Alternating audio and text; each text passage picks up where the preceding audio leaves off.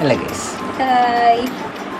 അപ്പോൾ നമ്മൾ കുറേ നാൾ ഒരു ഡ്രീം ട്രിപ്പ്.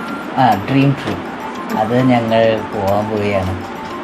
ഇത് എങ്ങനെയാ പറയാ, ഭയങ്കര എക്സൈറ്റഡ് ആണ്. ഞങ്ങളുടെ കല്യാണത്തിന് ശേഷം ഞങ്ങളത് ഭയങ്കരമായിട്ട് പ്ലാൻ ചെയ്തിട്ടുണ്ടായിരുന്നു. പക്ഷേ പ്രശ്നങ്ങൾ കാരണം അത് നീണ്ടു പോയി. ഏറ്റവും അവസാനം ഒടുവിൽ അത് ഞങ്ങൾ പോവുകയാണ്. We are going to Kashmir. Dress pack ചെയ്യാം. അതെ, ഇതിൽ ഏറ്റവും പാടുള്ള വിഷയം ഇതാണ്.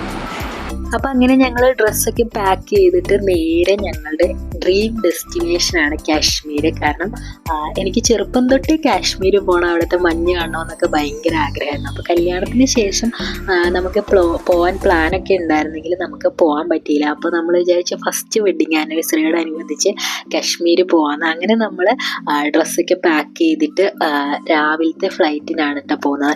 അപ്പോൾ നമ്മൾ കൊച്ചി ടു ഡയറക്റ്റ് ഫ്ലൈറ്റ് അല്ല, കൊച്ചി ടു ബാംഗ്ലൂർ ടു ശ്രീനഗറാണ് നമ്മൾ പോകുന്നത്. അപ്പോൾ ഭയങ്കര എക്സൈറ്റഡ് ആണ്. കാരണം നമ്മളുടെ ഇത്രയും നാളത്തെ ഒരു ഡ്രീം ആണല്ലോ. അപ്പോൾ അങ്ങനെ നമ്മൾ ഭയങ്കര ആഗ്രഹിച്ചിട്ടുള്ളൊരു ട്രിപ്പ് പോവാട്ടോ. അപ്പോൾ അങ്ങനെ നമ്മൾ കൊച്ചി ഇൻ്റർനാഷണൽ എയർപോർട്ടിൽ എത്താറായിട്ടുണ്ട്. അപ്പോൾ എന്താ പറയുക, രാവിലത്തെ ഫ്ലൈറ്റിനാണ് പോകുന്നത് കേട്ടോ.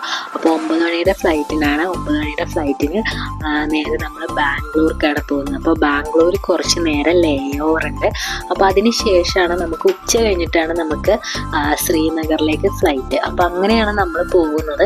അപ്പോൾ നമുക്ക് ട്രെയിനിൽ വേണമെങ്കിലും അങ്ങോട്ട് പോകാമായിരുന്നു. പക്ഷെ നമുക്ക് കുറഞ്ഞ സമയത്തിനുള്ളിൽ പോയി വരണമെന്നുള്ളതുകൊണ്ടും പിന്നെ ട്രെയിൻ ജേണി നോർത്ത് ഇന്ത്യയിലേക്കൊക്കെ പോകുമ്പോൾ ട്രെയിൻ ജേണി കുറച്ച് ഡിഫിക്കൽട്ട് ആയതുകൊണ്ടും നമ്മൾ ഫ്ലൈറ്റ് ചൂസ് ചെയ്തതേ ഉള്ളൂ. അപ്പോൾ ട്രെയിൻ ജേണിയൊക്കെ കാശ്മീർ പോകുന്ന ഒരുപാട് പേരുണ്ട്. അപ്പോൾ നമുക്ക് ഇന്ന് നമ്മൾ ഫ്ലൈറ്റിനാണ് പോകുന്നത് കേട്ടോ.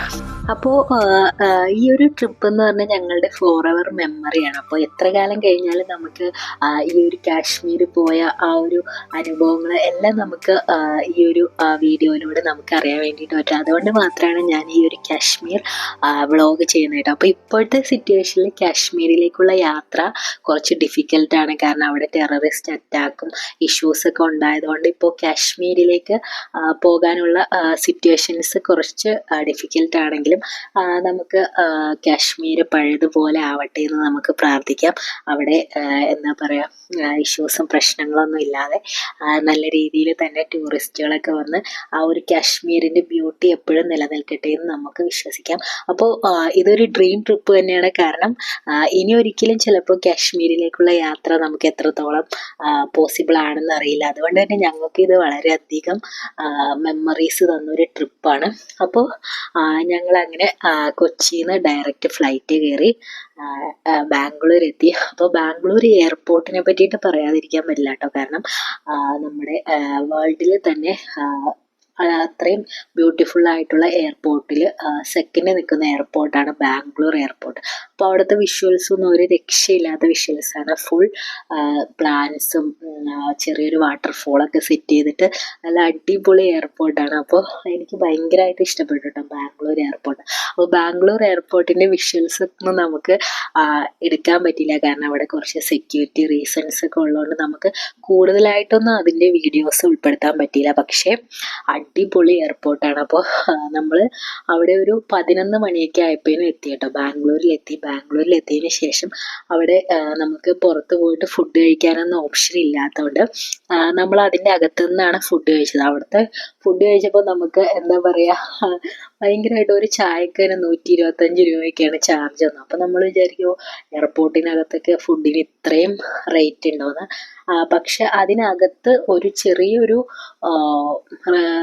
റെസ്റ്റോറൻറ്റ് പോലെ ഉണ്ടായിരുന്നു. അവിടെ മാത്രം നമുക്ക് 100 രൂപയ്ക്കൊക്കെ കോംബോ ഫുഡൊക്കെ കിട്ടിയിട്ടുണ്ടായിരുന്നു. അപ്പോൾ അത് നമുക്ക് വളരെ അഫോർഡബിളായിട്ട് ഫീൽ ചെയ്തു കേട്ടോ. അപ്പം അങ്ങനെ നമ്മൾ ബാംഗ്ലൂരിലെ ലേ ഓവറൊക്കെ കഴിഞ്ഞിട്ട് നേരെ നമ്മൾ ശ്രീനഗർ ഫ്ലൈറ്റ് കയറി. അപ്പോൾ ശ്രീനഗറിൽ നമ്മൾ ഫ്ലൈറ്റ് കയറുമ്പോൾ ഏകദേശം ബാംഗ്ലൂർ ടു ശ്രീനഗർ 3 മണിക്കൂർ ട്രാവലുണ്ട്. ഈ ഒരു 3 മണിക്കൂർ നമുക്ക് വേറെ ഒന്നും ചെയ്യാനില്ല. കാരണം ഈ ഒരു മേഘങ്ങൾ മാത്രമാണ് നമുക്ക് കാണാൻ പറ്റുക. അപ്പോൾ ചില ടൈമിൽ നമ്മൾ വിചാരിക്കും നമ്മൾ അത്രയും ഹൈറ്റിലെത്തിയോ നമ്മൾ മറ്റേ സിനിമയിലൊക്കെ കാണുന്ന ആ ഒരു സ്വർഗം എന്നൊക്കെ പറയില്ല, അങ്ങനത്തെയൊക്കെ ഒരു ഫീല്. ഫുൾ മേഘങ്ങളും ഈ ഒരു വൈറ്റ് ആ ഒരു ഇത് മാത്രമേ നമുക്ക് കാണാൻ പറ്റുള്ളൂ കേട്ടോ. അപ്പോൾ നമുക്ക് എന്താ ഫോണിൽ നെറ്റും ഇല്ല, നമുക്ക് പ്രത്യേകിച്ച് ഒന്നും ചെയ്യാനില്ല, പക്ഷേ ഉറക്കവും വരില്ല. അങ്ങനത്തെ ഒരു സിറ്റുവേഷൻ ആയിരുന്നു കേട്ടോ. അങ്ങനെ നമ്മൾ ഏകദേശം നീണ്ട 3 മണിക്കൂർ യാത്രയ്ക്ക് ശേഷം ശ്രീനഗർ എയർപോർട്ടിലെത്തി. അപ്പോൾ ബാക്കി വിശേഷങ്ങളൊക്കെ അടുത്ത വീഡിയോയിൽ